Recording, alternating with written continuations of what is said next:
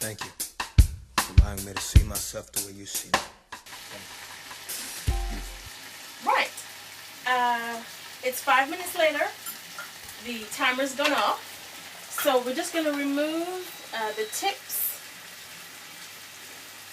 from the boiling hot water, making sure you don't burn yourself. And we're going to drop them into the ice cold water. Make sure we get all of them.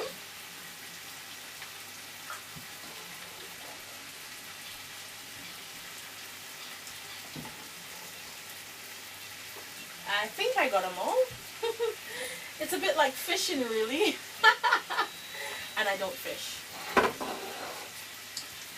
The next thing we do is we're going to take all of our ingredients here, and we're going to put them into the blender and we're going to blend them up. I just hope this works.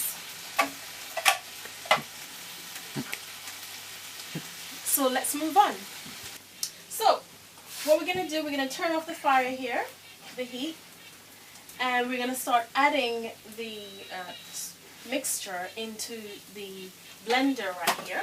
Let's take off the top, put it to the side. I've never really used this blender before. I normally use another attachment, but I couldn't find the lid, so bear with me if there's any technical difficulties. Ooh.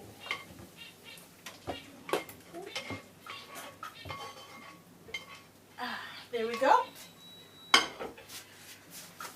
And the kettle I boiled earlier. Just add a little bit of water. Put the lid on. Make sure it's securely on, or else your kitchen will be a mess.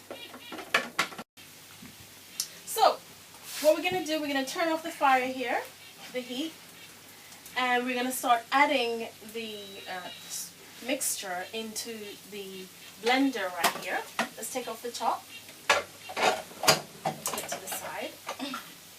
I've never really used this blender before. I normally use another attachment, but I couldn't find the lid, so bear with me if there's any technical difficulties. Ooh.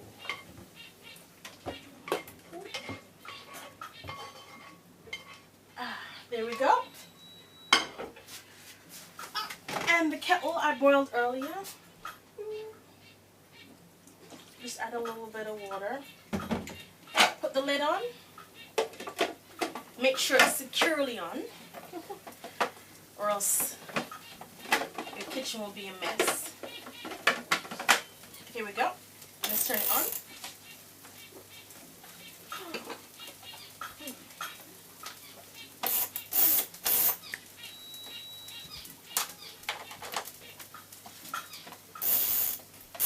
Let's move on. Right.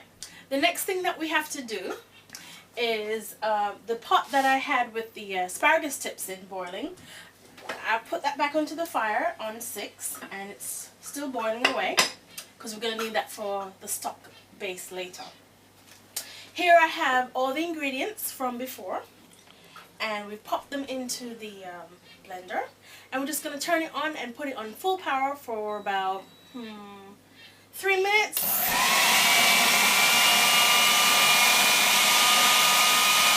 Until everything is nicely finely chopped up. So we'll leave that on for a minute, and so let's move on. And we're back. So the other food processor attachment that was on here, basically the ingredients were very coarse, and I didn't like that texture, and I know my kids wouldn't like that. So I had to transfer it into this one, because this one makes the texture quite smooth and creamy, hence why it's called cream of asparagus soup. So we're just going to turn that on for another minute. Let's move on.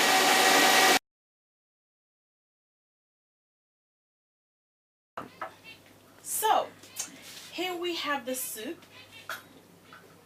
It's a nice, creamy, thick consistency, and it smells really good. Earlier, I added a little bit too much water, so what I had to do was I had to put in 2 more potatoes, 2 more cloves of garlic, and half an onion, and then I blended it up to get it really creamy, and added a little bit back of the soup back into the blender to start to mix it all up. Blended it really finely, and then I put it back into the pot here so that I can get this really thick consistency back. So this comes with practice, so you'll know what suits you best. So I've just poured some into my bowl, and remember the asparagus tips we blanched earlier? Well, I just got these out of the fridge, and now I'm going to pop them into the soup to add garnish, because attention to detail is everything. And your family will really appreciate it. So we're just going to drop them in here.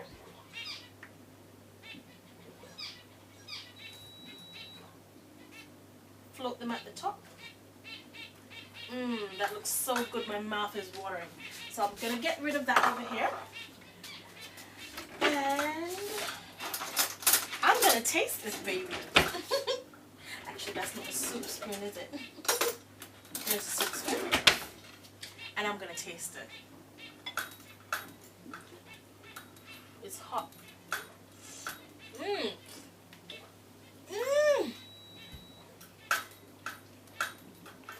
This is so good.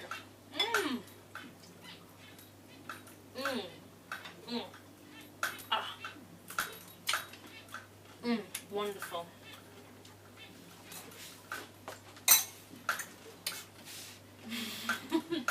So, stay blessed, stay beautiful, God bless you, and I'll see you next time. I'm going to see myself the way you see me. Thank you.